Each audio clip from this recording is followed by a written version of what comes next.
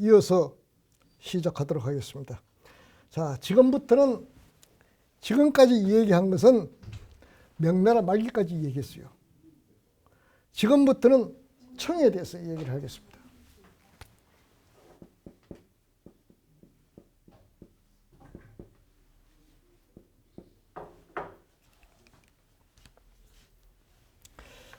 청나라는 어느 민족이라 그랬어요?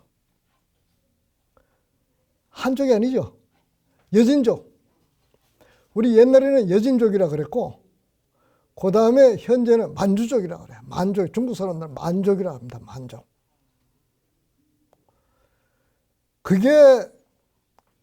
이게 우리가 어느 계통으로 이렇게 볼 것 같으면 우랄 알타이어계라고 그러잖아요. 우리 말이.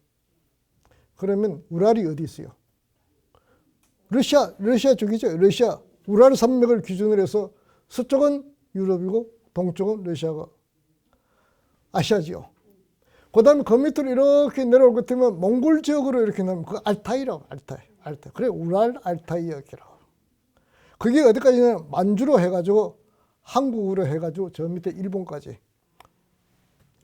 그게 우랄 알타이어계인데 종자들도 비슷해요. 되게 얼굴이 노랗고. 내가 저 몽골 무관까지 이제 겸해가지고 옛날에 몽골에 간간히 갔어요. 가면 몽골 사람들을 이렇게 보면요. 우리 옛날 그 시골 사람들하고 비슷해요. 그런데 말은 안 통해. 근데 굉장히 친근감이 가요, 얼굴이. 근데 조금 뭐 한국 사람보다는 어떻게 조금 이렇게 얼굴이 길다고 그럴까. 뭐 하여튼 비슷해요. 하여튼. 근데 한국 사람들은 뭐 요즘 뭐 서구화 돼가고 하니까 다들 얼굴이 허여물쑥한데 조금 감잡잡하고, 그 다음에 어릴 때부터 말을 많이 타니까 이게 노인네들은 말이죠. 다리가 이렇게 돼 있어요. 팔이 이렇게. 다리가 이렇게 돼 있어요.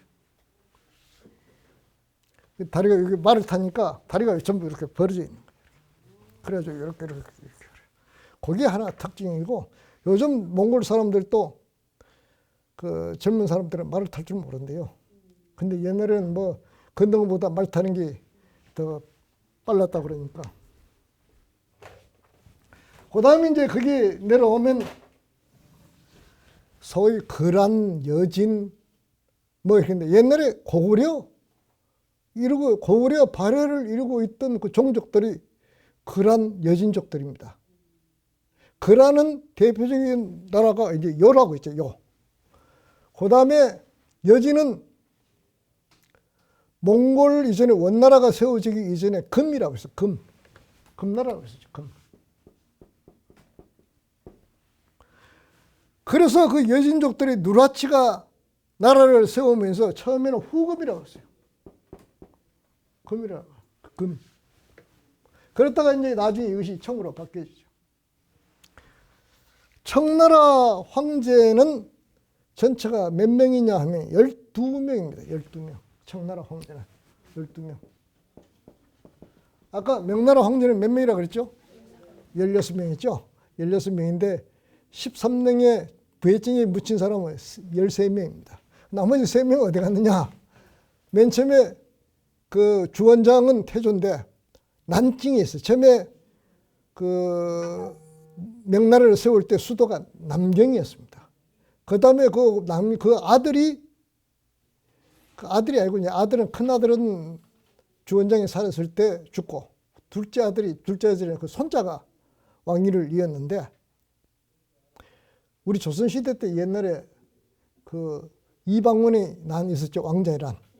그 하는 식으로 그 주체라는 그 주원장의 둘째 아들인가 셋째 아들인가 그 베이징에 그때 연왕이라 해가지고 북경에 있었는데 거기서 군사를 끌고 와서 반정을 일으켰어요. 이래가지고 황제를 몰았는데 그 황제가 시체를 못 찾았어요. 죽은지 살았는지.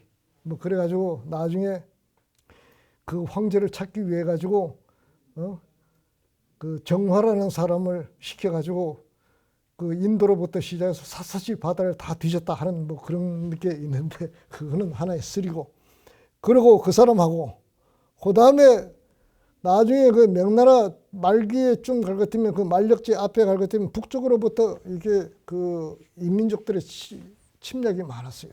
하다 보니까 황제가 포로가 돼요. 포로가 잡혀갑니다. 그러다 보니까 황제가 없으니까 누구냐, 동생이 황제를 이었다가 그 황제가 다시 또 돌아옵니다. 그러니까 이게 반역이 되잖아요. 그러니까 이게 죽기는 죽었는데 어디 묻히지를 못해요. 묻히지를 못하고 뭐 태워가지고 어디 저 옥천산, 베이징에 있는 옥천산에다가 뿌렸다 그러기도 하고, 그런데 그 13명이나 들어가지를 못하고 있습니다. 그 16명에서 3명이 빠져요. 그런데 청나라는 황제가 12인데 그 첫 번째는 청태조가 누구냐면 누라치죠. 누라치입니다. 그게 누라치인데 그때까지는 그 후금이라 그랬고 나라를 세우고, 그 다음에 그 아들이 누구냐면 그 우리도 잘 아는 황타이지라고 합니다. 황타이지라고 그러는데 병자호란 있죠. 병자호란. 정묘호란, 병자호란인데 정묘호란은 그 아골타라는 장수가 내려와서 그냥 그때 당시에 뭐 하니까 조선 명나라하고 그 우리가 전쟁을 하는데 너희는 좀 가만히 있어 달라 하는 거고, 그런데 그 이후에 황해군이 있을 때는 괜찮은데 조선에서 그 인조라는 양반이 임금이 되면서 갑자기 명예에 대해서 사대주의를 철저하게 나갑니다. 우리는 명나라 아니면 죽는다. 청나라하고 등을 지른 거죠. 그러니까 청태종이 황타이지가 이게 배후에 적을 놔두고는 안 되잖아요. 그러니까 요놈들부터 먼저 쳐야 되겠다 해가지고 병사들을 끌고 내려온 것이 뭡니까? 병자호란이죠. 병자호란이 뭣도 모르고 그냥 큰 소리 치면서 뭐 하다가 그냥 순식간에 망해가지고 남한산성으로 피난 갔다가 음동선언에 견디지 못하고 나와서 무릎을 꿇고 항복을 한 게 어디죠?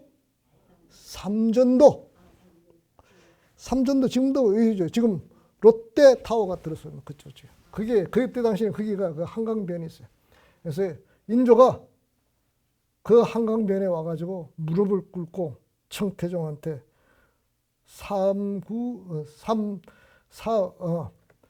삼배구고를 합니다. 한 번 절할 때 이마를 땅에다가 콩콩콩 하고 3번 받고, 그 다음에 한 번 절하고 이마를 3번 받고, 음동선언에 그렇게 박았으니 이마에 뭐가 나오겠습니까? 피가. 그런 치욕을 당합니다. 그게 이제 두 번째 황타이지 태종. 그때까지는 북쪽에 있다가 그 다음에 황타이지가 죽고 아들을 하는데 그때 나이가 9살인가 그때 6살인가 먹은 아들을 합니다. 그게 이제 순치라고 합니다. 순치제 세 번째. 근데 너무 어리니까 두월곤이라는 자기 동생이 섭정이 됩니다. 섭정이 돼가지고 산해관을 넘어서 들어옵니다. 들어오고 그 섭정에 있던 두월곤이 일찍 죽어요. 40대 죽어요. 죽고 나니까 이제 그때부터 그 순치제가 이제 자기가 그 친정을 하면서 천주교에 대해서 굉장히 호감을 가집니다. 그리고 그 순치제도 그 병이 들어서 죽는데 죽으면서 그때 당시에 누구하고 친했냐? 아담샤라고 친했습니다. 아담샤이 미복을 하고 거기 보면 이런 기록이 있어요. 사복을 입고 저기 미복을 한다고 그래요. 미복을 하고 나와서 아담샤 신부를 만나서 둘이 얘기할 때 그때 당시에는 아담샤의 나이가 많았죠. 그러니까 파파라고 하세요. 마파라게 할아버지라고 부르면서 둘이 굉장히 친했답니다. 그리고 임종을 할 무렵에 아담샤한테 조언을 구합니다. 누구를 그때 당시 청나라는 명나라 때까지는 저 한족들은 말이죠. 무조건 마지입니다. 마지가 황태자가 되는 거예요. 거의 변동이 없으면. 그런데 청나라에서는 그게 아니고 그 미리 패자를 선정하는 것이 아니고 여러 아들들 중에서 어떤 놈이 삭수가 있느냐 해가지고 이렇게 몰래 적습니다. 적어가지고 그걸 갖다가 황제가 뒤에 있는 그 뒤에다가 이렇게 봉투를 감춰놔요. 그럼 황제가 죽을 것 같으면 그 뒤에 있는 끄집내서 볼 것 같으면 그때 누구를 패자로 한다, 후계자로 한다는 게 적혀져 있어요. 그럼 그걸 보고 한 거예요. 그런데 그때 그 순치제가 죽으면서 누구를 내 후계자를 했으면 좋겠냐 했더니 그때 당시에 이제 그 아담 샬은 뭐 이 정치적인 그런 것보다는 그때 당시에 천년두가 그 굉장히 유행을 했죠. 천년두에 걸릴 것 같으면 요즘은 뭐 천년두가 병도 아니지만 전부 뭐 요즘 예방 접종 합니까? 요즘도 애들한테 종도 맞아요? 종도? 애들? 요즘 안 맞아요? 네. 뭐 하여튼 없어지고 우리도 뭐 옛날에 잠깐 한 맞고 했는데 천년두는 걸렸다면 거의 죽어요. 천년두를 앓은 황자 아들 중에서 고르세요. 그러니까 천년두를 앓은 사람이 누구냐면 강희제. 강희제가 알았어요. 강희제가 그때 당시에 뭐 되게 한 그때다 일곱 여덟인가 아마 나이가 어릴 때예요. 왜냐하면 순치가 나이 젊은 나이에 죽었으니까. 그러면서 그 소위 또 섭정이 또 생깁니다. 섭정. 보정 대신이라든지 이게 섭정인데 이거는 이제 그 순치의 뭐 동생이라든지 뭐 이런 사람이 한 것이 아니고 대신들 원은 대신들로 해가지고 했는데 그 중에서 이제 아오바이라고 우리말로 오베 이 여기가 권력이 상당히 셌는데 이게 이제 그 정사를 담당하면서 천주교에 대해서 반감을 가집니다. 천주교에 대해서 반감을 가져요. 그러면서 그 교난이 일어나고 뭐 그렇게 됩니다. 그러면서 아담 샬이라든지 이 사람들이 그 교난에 의해 가지고 옥에 갇히고 뭐 그렇게 해야 되죠. 그러다가 이제 나중에 강희자가 다시 친정을 하면서 천주교에 대해서 굉장히 그 많은 호감을 갖게 됩니다. 거기 지금까지 이제 크게 그 청나라 초기에 흘러가는 방향에 대해서 얘기를 했는데 여러분들 그 나눠준 자료에 아담 샬에 대해서 나오죠? 아담 샬. 아담 샬이 중국 말로는 탕약망이라고 해요. 탕약망.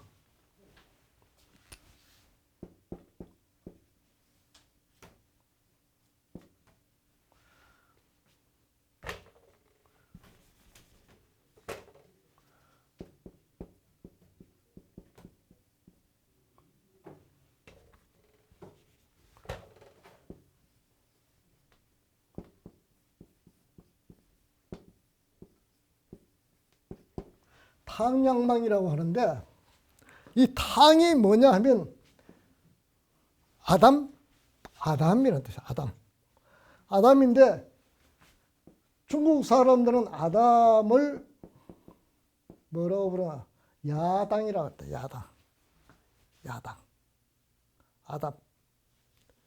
근데 요 당자를 요 딴 거예요. 그 다음에 이제 아담 샬의 그 전체적인 그 보면 존이라는 말이 납니다. 존이 뭐죠? 영어로 이 요한이라는 뜻이죠. 요한이 중국말로 양망이라고 합니다. 양망. 이게 중국말로 로왕이죠. 로왕. 그 요한입니다. 그러니까 탕양망이라는 말은 자기 이름을 그 아담 할 때 그 아담 그거입니다. 그 다음에 저 양망이라는 요한이라는 그런 뜻이고.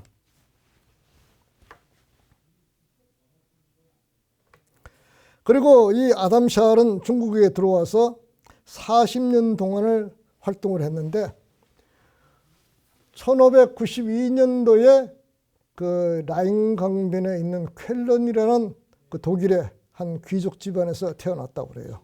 그러면서 그 수도원 도서관에 들어가서 선교사에 관한 공부를 하고, 그리고 아까 제가 잠깐 얘기를 했듯이 트리고 뭐 출판업자라고 그랬죠.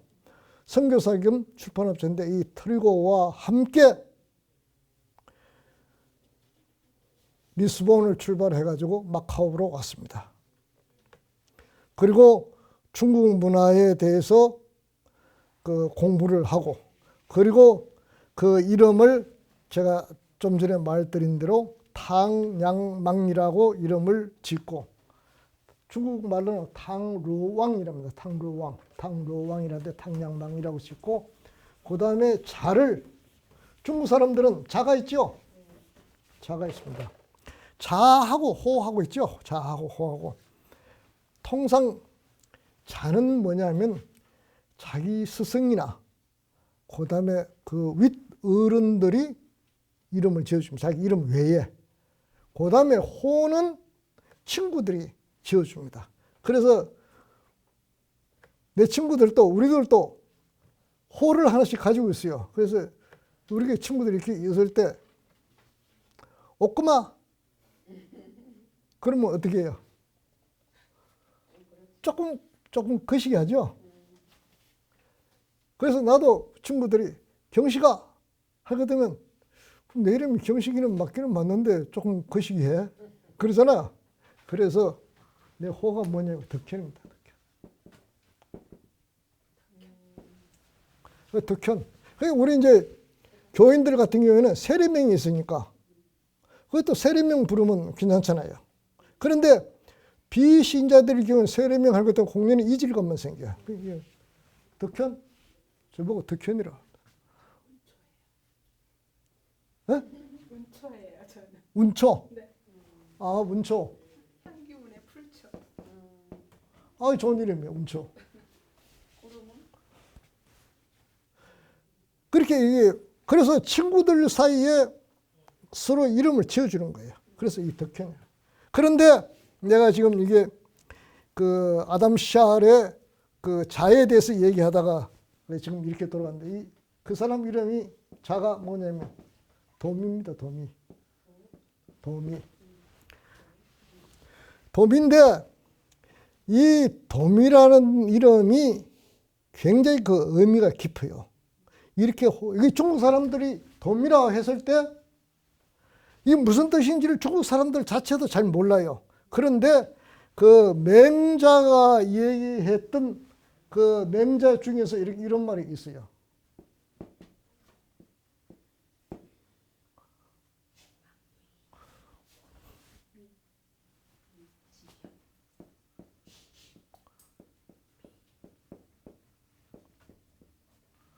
망도 이 미젠 이런 말인데 중국말은 왕따얼 웨이젠이라고 그런 말을 쓰는데 이게 대도죠, 대도.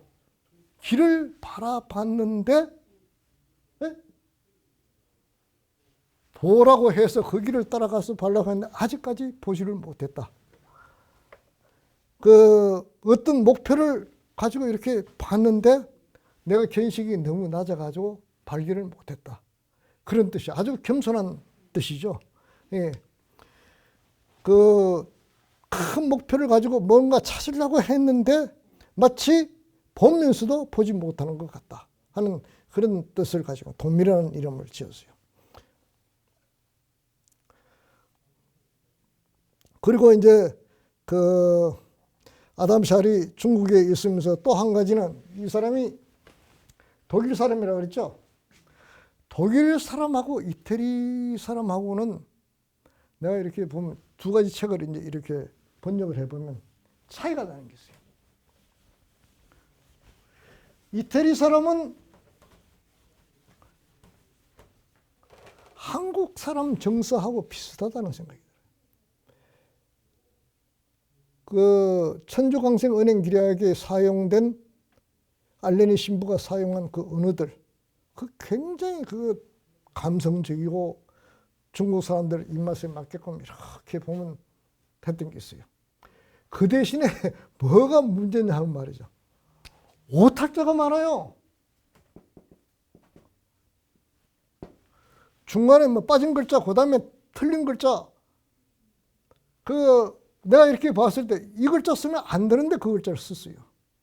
그 다음에 글자가 많이 빠졌어요. 이 뭘 보충을 해 넣어야 돼요. 왜 그러냐면 중국말은 그 성어들이 있어요. 성어 우리말하면 사자성어 이런 게 그 공식화된 글자인데 그걸 한자 끼워 넣어야만 말이 되는데 말이 안 되는 글자들이 있어요. 그러면 이거 뭐가 글자가 빠졌구나. 그러면 보충해 넣어야 돼요.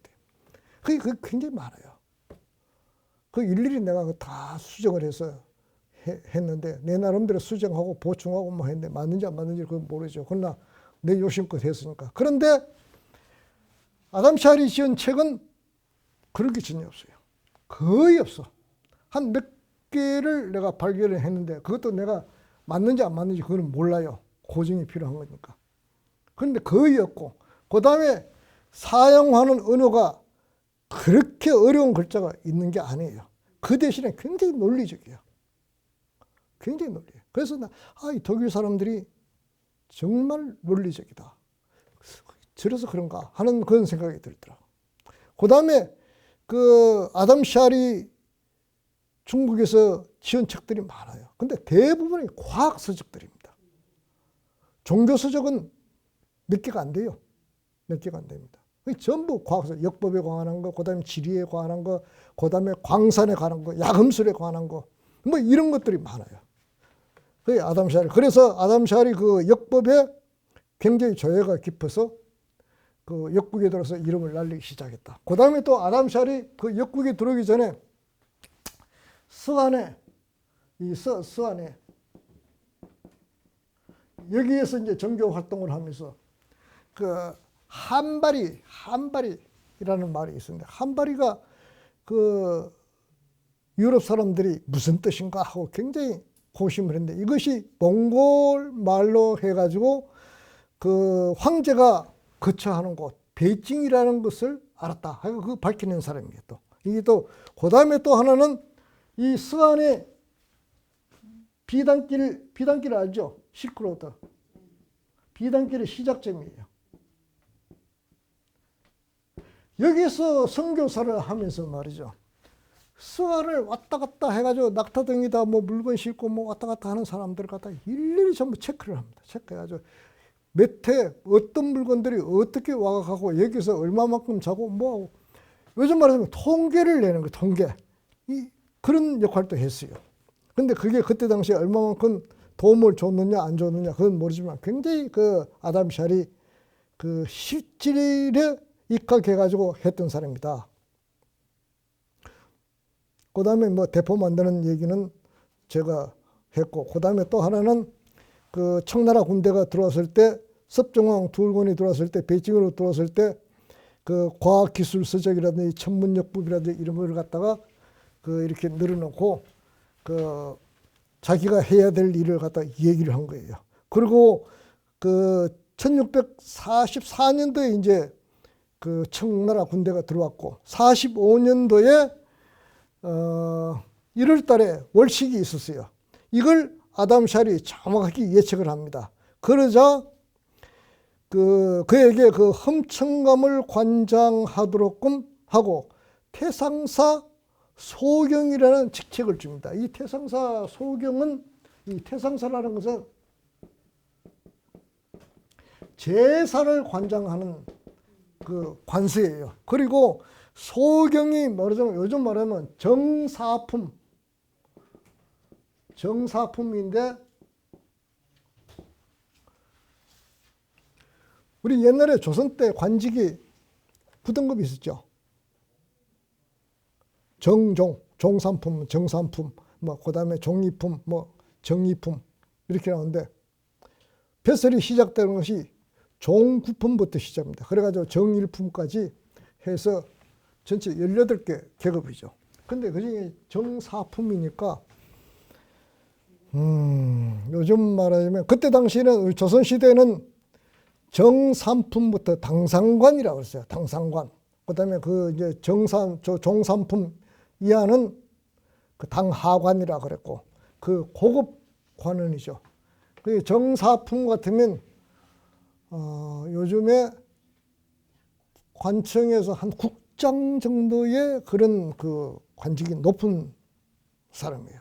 그러다가 이제 나중에 그 태상사의 그 정감이 되죠. 험천감 정감이 되는데 그때는 정삼품이란 그 직책인데 정삼품 같으면 지금 뭐 한 관리관 뭐 정도 아마 그 정도 될 거예요. 그런데 뭐 장관은 아니더라도 장관 바로 밑에 있는 그런 직책까지 그 벼슬을 부여한 거예요. 그러고 그 아까도 저 얘기했지만 이 저 역법이라는 것은 그 중국 황제들이 천심을 읽는다 해가지고 이 굉장히 중요시했어요. 그리고 이걸 이제 서양역법 시원역이라고 하는데 시원역을 만들어가지고 이걸 그 선교사들이 정확하게 일식도 예측해내고 그 다음에 이것이 이제 농사 짓는데 도움을 많이 주는 거예요. 시원역이. 이 서양역법이 도입됨으로 해서 우리나라에서도 이 농사 짓는데 굉장히 도움을 많이 줍니다. 왜냐하면 청나라에 있는 걸 우리가 도입을 했거든요. 도입을 해가지고 하는데 그 이전까지는 대개 360일 정도 해가지고 어중간하게 왔다 갔다 하는데 이게 몇 년간 흘러갈 것도 날짜가 변경돼가지고 난리가 나잖아요. 그런데 거의 365일을 기준으로 해서 음력을 기준으로 달력을 만드는 거예요.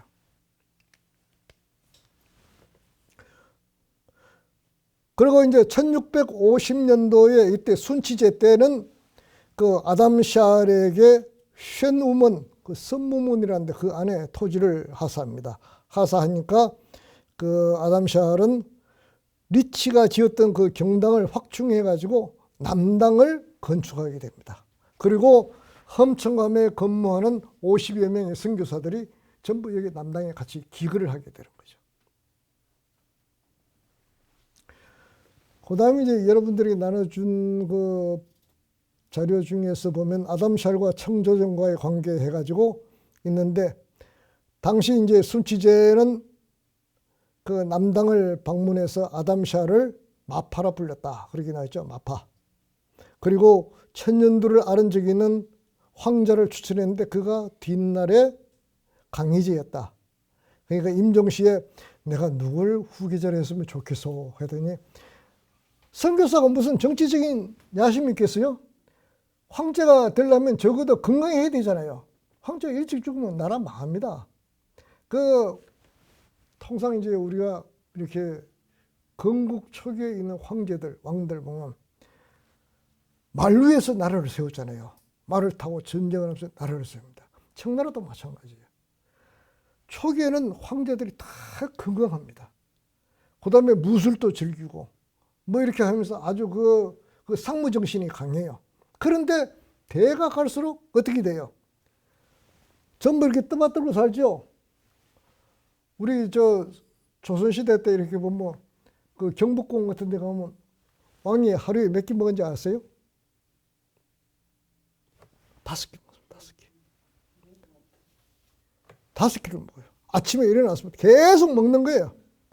그리고 저녁에 잘 때는 또 밤잠까지 먹잖아요. 술 한잔하고. 그러고 운동합니까? 조금만 하면 가마 탑니다. 가마. 걷지를 안 해요. 그러니까 다리가 전부 허약하죠. 배만 볼록하게 나옵니다. 그러고 여자를 밝힙니다. 그러니까 오래 살아요? 오래 못 삽니다. 전부 마흔 되면 다 비실비실합니다. 근데 초기에는 어떻게 된가? 초기에 나를 이렇게 전부 무인들이 일으켜요.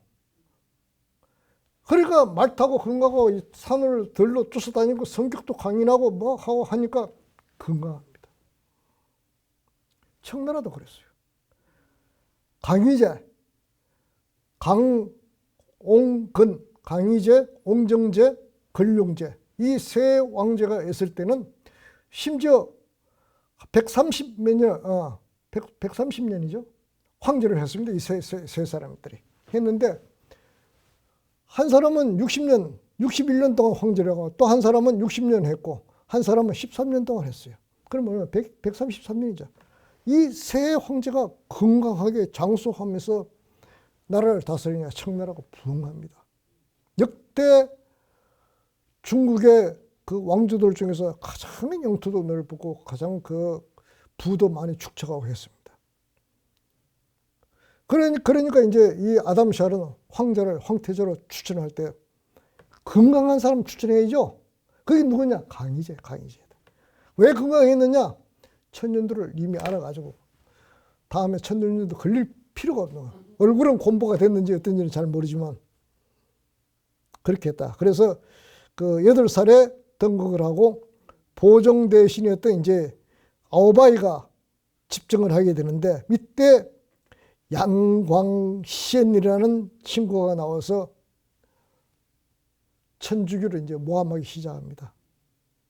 그리고 그때 당시에 아담 샬이 이 강희제가 집정할 때 당시에는 중풍을 알아가지고 몸을 못 씁니다. 이 노인네를 병든 노인네를 감옥에다 가둬버립니다. 그러자 그 아담 샬의 조수였던 그 페르비스트 선교사가 같이 투옥했으면서 이 아담 샬을 위해서 그 상소도 내고 극구 변명 그 해명도 하고 뭘 하면서 했는데 결국 이제 그 옥에서 풀려나기는 했는데 옥에서 옛날에 옥에 갇힐 때는 어떻게 돼요? 사람 그냥 요즘처럼 뭐 해서 인권이 어떻고 저쩌고 하는 관계가 없죠. 뭐 사식이 있겠어? 사식? 요즘 사식 많이 했죠. 더군다나 늙고 병든 몸이 그 고초를 받은 게 얻어터지기도 하고 뭐 하니까 어떻게 됩니까? 사람이 죽습니다. 감옥에 갔다 나오면 죽게 돼 있어요. 여기 돌아갑니다. 그래서 선종을 하게 되죠. 그 위에 이제 그 아담 샬의 대를 이었던 분이 페르비스트 신부입니다. 페르비스트는 이게 중국말로는 그 남회인 난화이런이라고 하는데 이분도 그 참 선교사로서 그 다음에 그 천주교의 발전을 위해서 굉장히 그 공헌을 많이 한 분이고 그 다음에 나중에 이제 강희제가 집정을 하면서 강희제에게 그 스승 역할을 했습니다. 과학을 가르치는 스승 역할을 했어요. 그리고 이 강희제도 천주교에 대해서 굉장한 호감을 가집니다. 왜냐하면 자기가 황제가 된 게 누구 덕분에 됐어요? 아담 샬 덕분에, 선교사 덕분에 됐죠. 그 다음에 그 중간에 이제 자기가 어릴 때 뭐 아오바이라는 사람들이 이제 뭐 해가지고 이 집정하는 그 소위 그 보정 대신들이 어릴 때 있으니까 그 뭐 나와서 그 양광시엔이라는 이런 친구들이 얘기를 듣고 박해를 가했지만 나중에 자기가 집정하고 난 뒤는 또 회복이 됐어요.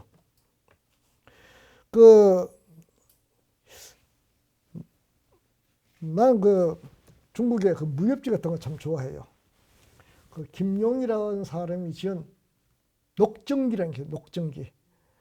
우리 여기 자매님들은 뭐 그런 걸 안 좋아하시니까 그런데 이 녹정기라는 소설에 보면 아오바이에 관한 얘기가 나오고 강희제에 관한 얘기가 나오는데 이 강희제가 아오바이를 물리치는 장면들이 어떤 게 나오냐면 그 강희제가 꾸안하게 나와서 아오바이가 나와서 그냥 뭐 정권을 휘두르고 있으니까 저걸 어떻게 참 뭐 해야 되는데 하면서 어린애들을 갖다가 자기 또래들을 이렇게 훈련시키는 거예요.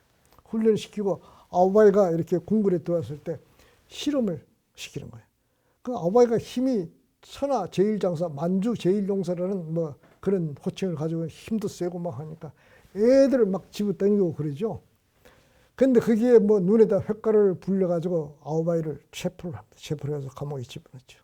그러면서부터 자기가 친정을 한다 하는 장면들이 나오는데 반은 사실이고 반은 소설이고 그래서 그렇게 해서 잡습니다. 그리고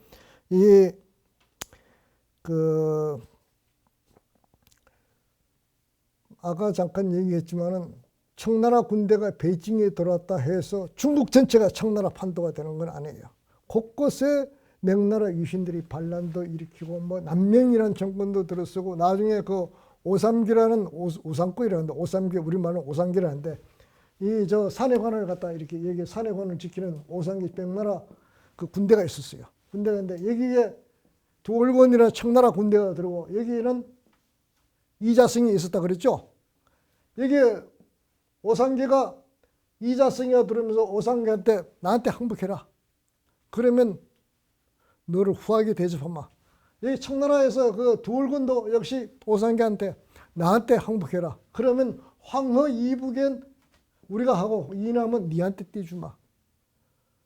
그런데 이 오상기가 이자성이 쪽으로 기울어졌어요. 그래서 거의 항복하려고 하는 찰나에 무슨 변고가 생겼느냐. 이자성의 부장이 오상계의 애척이었던 진원원이라는 여자를 딱 낚아채가지고 자기 애첩으로 삼아버립니다. 근데 그 소식을 오상계가 들은 거예요. 그런데 이게 항복을 하려고 그러는데 그런 짓거리를 하니까 어떻게 눈이 휘딱 하고 돌아가죠. 그래가지고 에라 이 자식들이 엿먹으라 하고 두골곤한테 붙습니다. 그래가지고 이 산해관이라는 성문을 활짝 열어버리니까 이 만리장성을 그냥 넘어가지고 청나라 군대가 들어오고 같이 연합해서 이자성 군대를 쳐부십니다. 그리고 진원론을 다시 찾죠. 그리고 근데 이게 청나라의 군대와 같이 명나라 유신들을 갖다 전부 다 쳐부시기 시작합니다. 그러면서 청나라에서는 이쪽에 서쪽 지역에 그게 왕으로 봉합니다. 오상계를. 그런데 이 오상계가 다시 반란을 일으켜요. 그 반란을 일으키는데 그 도움을 준 사람이 누구냐 하면 페르비스트. 대포를 받아. 그 산속에 들어가서 귀주라는 그쪽 지역에 뭐 이렇게 해가지고 산속인데 산속에 들어와서 사람이 올라가서 뭘 하면 어떻게 공격이 안 되죠. 대포를 가지고 뻥뻥 때리는데 그 기술을 가르쳐 준 사람이 누구냐면 페르비스트. 그래가지고 공을 세웁니다. 그 다음에 이제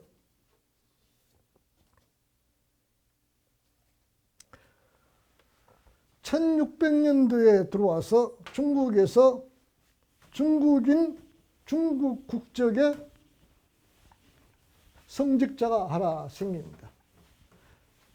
그 사람이 누구냐면 우리말로 해서 남문조, 중국말로 해서 르원짜오, 르원짜오. 이 사람은 그 푸젠 복건성이 있는 사람인데 그 복건성 그 보관, 중국말로 fu안에서 불교도 가정에서 태어났는데 1633년에 세례를 받고 도미니코 회에 가입됩니다. 그리고 1673 도미니코가 어디를 근거를 뒀다 그랬죠? 필리핀입니다. 필리핀. 1674년에 그레고리오 10세 교황에 의해서 난징 대목구 주교로 임명되는데 이때 마닐라에 있던 도미니코 회장이 반대를 합니다. 그 이제 그 첫 번째 이유가 르원짜오는 문화 수양 정도가 깊지 못하다. 둘째는 르원짜오는 중국의 예의 문제에서 예수회에 기울어져 있다. 도미니코회 뭐 했는데 이 중국 사람이니까 아무래도 제조 경공 문제에 대해서 관대하다 하는 거예요. 제조라는 게 뭐예요? 조상에 대해서 제사를 지내고 경공이란 공자를 공경한다는 그런 뜻이죠. 그러다가 10년 후인 1685년도에 광저우에서 프란치스코 회 임따른 주교가 축성을 합니다. 그러고 난 뒤에 이 라원짜오 주교는 중국 사람 세 사람에게 신부로 서품을 줍니다. 그게 이제 우이산, 완치엔, 류원더 이렇게 돼 있는데 요거는 이제 제가 그 편역을 했던 중국 천주교회사, 중국 천주교회 길잡이 거기에 이 과정을 자세하게 써놨어요. 나중에 책이 있으면 한번 읽어보세요. 그리고 그 르원짜오는 그 난징에 남경이죠. 남경. 베이징, 북경의 베이징. 난징은 남경입니다. 남경의 그 위화타이에 묻혀져 있습니다. 중국에 징이라는 말을 붙여가지고 현재까지 있는 것이 베이징하고 난징입니다. 베이징하고 난징.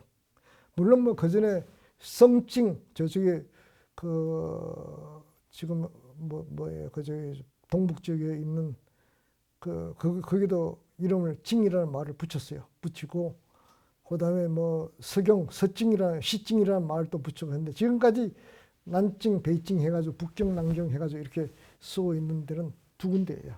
난찡이 남경입니다. 남경.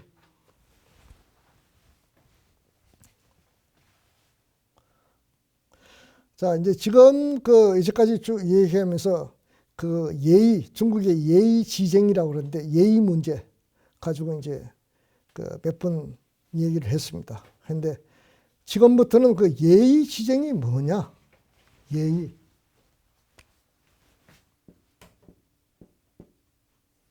우리말로는 의례라 그래요, 의례. 중국말로는 예의. 근데 그 글자를 바뀌어서 쓰는 것들이 많아요. 우리는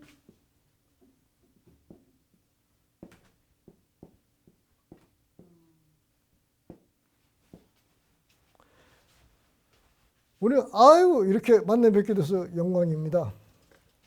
운초 선생 만나 뵙게 돼서 영광입니다. 근데 중국 사람들은 광령입니다. 광령.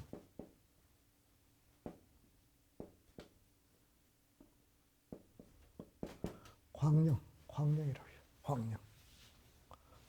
우리도 조선시대 때 뭐 이렇게 사극 보겠으면 광령이 옵니다. 뭐 그러잖아. 그 광령. 영광 광령.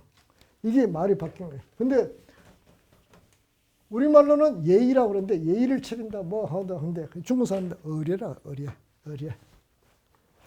예의. 우리는 의례라고 그러는데 중국 사람들 예의라고 해요. 예의. 우리는 주로 이제 예는 예식과 의례, 예식과 의례.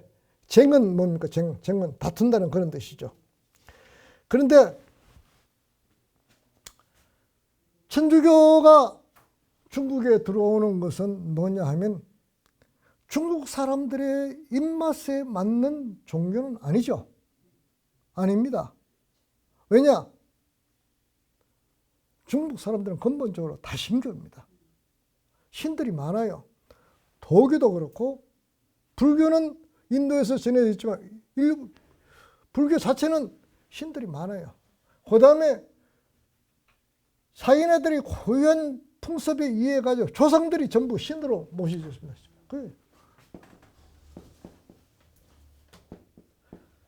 지방을 쓸 때 말이죠. 무슨 신위 이렇게 합니다. 이건 뭐냐면 조상을 신으로 모신다는 거예요. 그러니까 그 많은 신인데 우리 캐톨릭은 뭡니까? 유일신이죠. 오로지 한 신입니다. 오로지.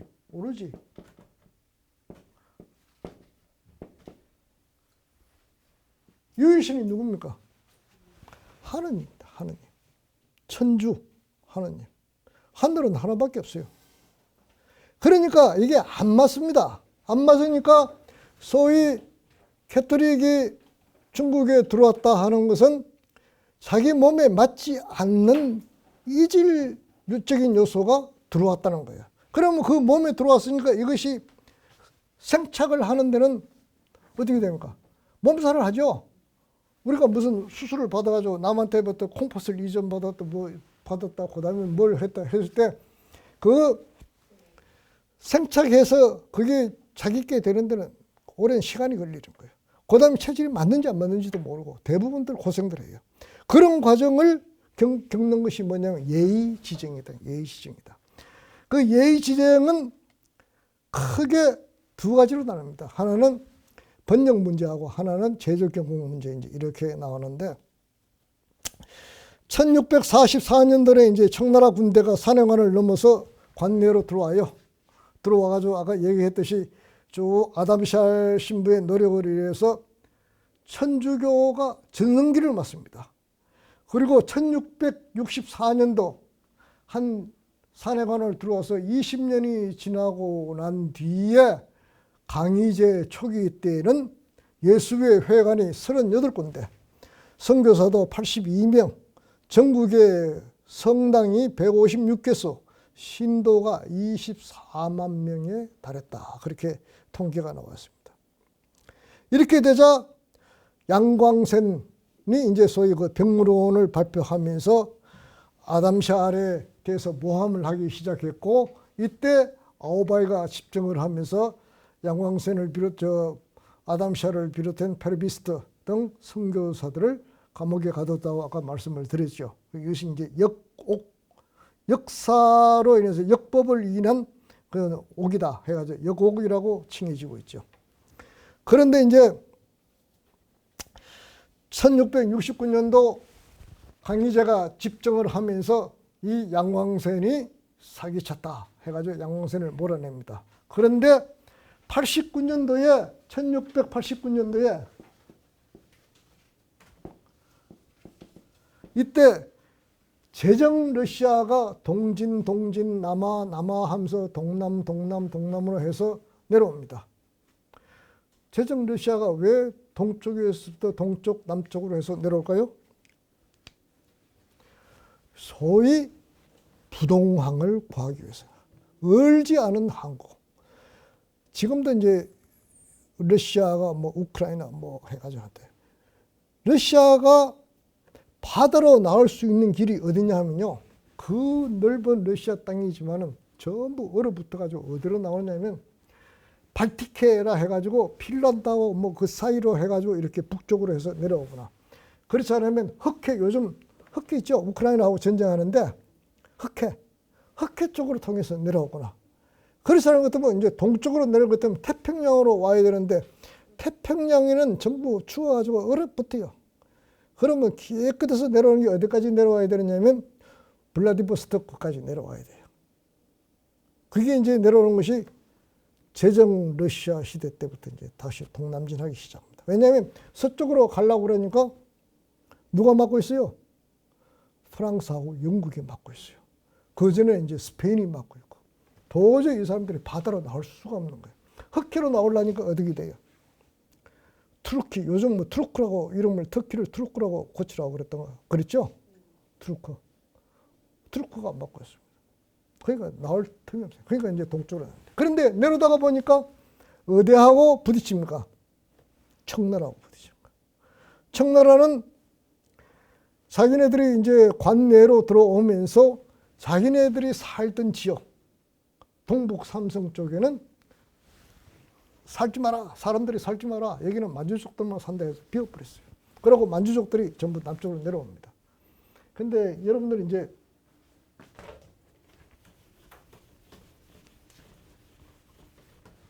청나라 역사를 보고 있다면 팔기라는 말이 나와요. 팔기군. 한 개의 기가 1개의 그 부족입니다. 8개 부족. 대개 1기가 몇 명이나 1만 명 정도 돼요. 이게 이제 전체가 평소에는 수렵도 하고 뭐하고 하면서 농사도 짓고 뭐 이렇게 하고 있다가 군대가 딱 동원될 것 같으면 남자들이, 거기 있는 남자들이 몽땅 동원됩니다. 그러면 그게 최대한 동원할 수 있는 병력이 얼마냐면 8만 명이야. 8기군이 만주에서 다 관내로 들어왔다. 8만 명이 들어온 거죠. 8만 명이 들어서 그 넓은 중국 천지를 어떻게 지배를 해요? 못하죠. 그러다 보니까 나중에 한족들도 8기군을 만나 이렇게 해가지고 뭐 해서 하는 거예요. 그리고 만주 지역은 텅텅 비었습니다. 사람이 없어요. 그러니까 제정 러시아가 만주 쪽으로 내려오는데 그냥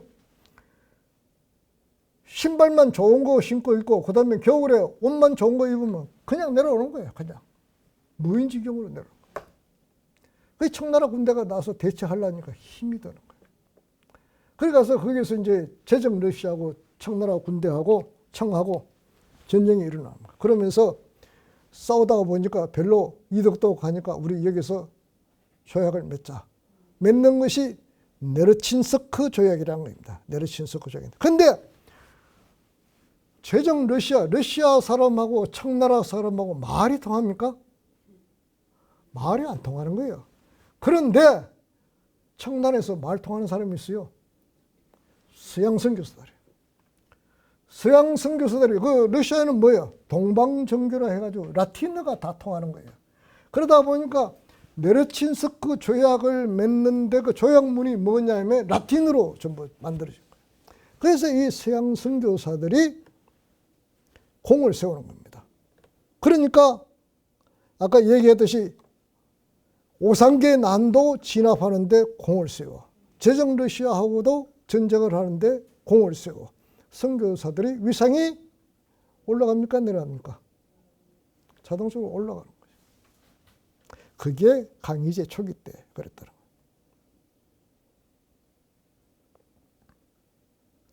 그런데 문제는 뭐냐면 아까 제가 뭐래 복건성 지역에 뭐가 들어왔다 그랬죠? 도미니코 회, 프란치스코 회 들어온 거예요.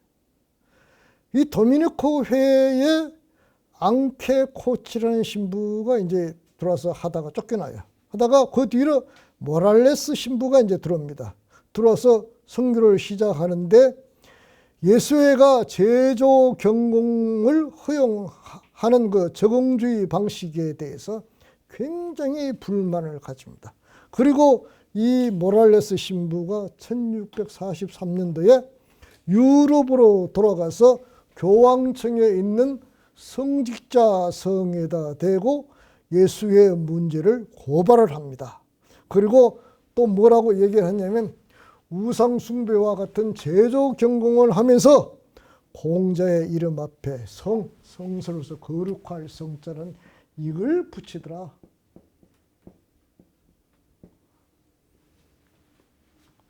이래서 되겠느냐. 근데 사실은 근본적인 문제는 뭐냐면 말이죠. 보교권 문제입니다. 보교권. 보교권이라는 건 내가 누차 얘기했듯이 해당 지역을 이태리, 스페인하고 포르투갈에 나눠주면서 그쪽 지역에 선교 사업도 하고 뭐도 하고 하면 비용을 전부 다 너희들이 대고 그 대신에 그쪽 지역에 주교를 추천할 것 같으면 교황청에서 승인해 주마. 그래서 각자 입권을 주는 대신에 땅을 나눠줬어요. 근데 그게 갈라지는 것이 스페인은 남아메리카하고 필리핀, 동쪽은 이제 아시아 지역에서는 포르투갈 이렇게 갈라준 거예요. 근데 그게 충돌이 일어났더라. 그 다음에 이제 또 무슨 일이 있냐면 중국 내에서 선교사들끼리 있어가지고도 또 문제가 됐습니다.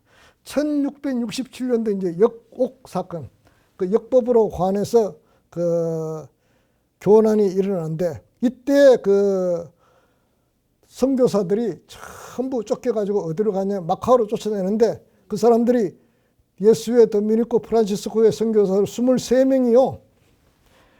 그 광저우 쪽으로 쫓겨납니다. 그런데 거기 모여가지고 뭘 하느냐 같으면 이 예의 문제에 가지고 토론을 합니다. 장장 40일 동안 토론을 해요. 근데 여기서도 결론이 안 나요. 그 이제 이 문제가 이제 교황청까지 들어갔는데 교황청에서도 어떻게 결론을 못 냅니다. 그러면서 1700년대에 들어와가지고 트로농이라든지 메자발바 같은 선교사를 중국 특사로 해가지고 파견을 하면서 결의안은 뭐냐면 1704년도에 낸 그 성지사성의 결의안은 천주는 허용한다. 천주로 하는 말. 그 대신에 천이라든지 상제라든지 은어를 사용하는 것은 금지한다. 그 다음에 저 조금 전에 조상 위패를 이렇게 붙일 것 때문에 지방을 쓰고 밑에 신위라는 말을 쓴다 그랬죠. 이게 제사 지낼 때 지방 붙이는 거예요. 중국 사람들도 이렇게 해요. 이걸 쓰면 안 된다는 거예요. 신위라는 말은 뭡니까? 귀신이 자리하는 곳이다. 귀신이 자리하는 곳이다 하는 그런 뜻이죠. 그리고 경공 행사에 참석을 불허한다. 근데 이거를 이제 가지고 와서 강희제한테 얘기를 하는 거예요. 그러니까 강희제가 이제까지 천주교에 대해서 예수의 선교사들이 주도하는 그 천주교에 대해서, 예수교의 선교사들이 그 청나라 조정에 이룩한 그 업적에 대해서 굉장히 호감을 갖고 있었는데, 이 문제를 딱 거론을 하자 강희제가 열이 나기 시작한 거예요. 그러나 강희제는 근본적으로 선교사들을 박해하는데 전부 쫓아내라. 역국에 근무하는, 험천감에 근무하는 선교사들, 궁정 내에 근무하는 선교사들 외에는 전부, 나머지는 전부 광주 쪽으로 쫓겨내라. 얘기를 했지 박해를 가라 소리를 안 했어요. 근데 그 뒤에 이제 나오는 사람들, 옹정제 같은 경우는 이제 강희제의 아들인데 그 왕자에 들어가는 황제의 자리를 가지고 자리 다툼이 일어납니다. 근데 그 중에 선교사가 미는 황자가 그 지금 옹정제하고 부딪히는 경우가 있었어요. 그러니까 그 옹정제가 선교사들의 천주교에 대해서 반감을 가지기 시작하면서 크게 아주 박해를 가하기 시작합니다. 그 중에서 이제 그 선교사들이 교황의 특사라 하면서 온 그 메자발바 특사가 그 중국 내에 그 이런 글자를 이런 규칙을 가지고 경공 제조를 허용한다 하는 그 내용이 이제 8가지가 있어요. 하나는 보면 조상의 위패는 봉공은 허락하나 그 옆에 천주교에서 부모를 공경하는 도리라는 내용을 삽입해라. 두 번째는 망인에 대한 애절은 허락하나 비종교적이게 한다. 경공, 공자를 공경하는 것은 허락하는데 공자 위패의 영위는 신위라는 말하고 같아요. 하면 안 된다. 그 다음에 고처선 위패 또는 망인에 관해 절은 허용하는데 상례 중에 분양이나 촉불 이런 것도 허용하고, 그런데 관 앞에 음식을 차리지 마라. 그 다음에 새해와 절기에 고처선 위패를 절하는 것은 또 안 된다. 뭐 이런 것들로 해가지고 8가지를 이렇게 해놨어요. 근데 이것이 그때 당시 중국 사람들로서는 도저히 받아들일 수 없는 수준이었다. 그 이후에 이제 지속되는 것이 이제 100년 금교인데, 요 문제에 대해서는 다음 시간에 계속 하도록 하겠습니다. 이상으로 오늘 강의는 마치도록 하겠습니다. 감사합니다.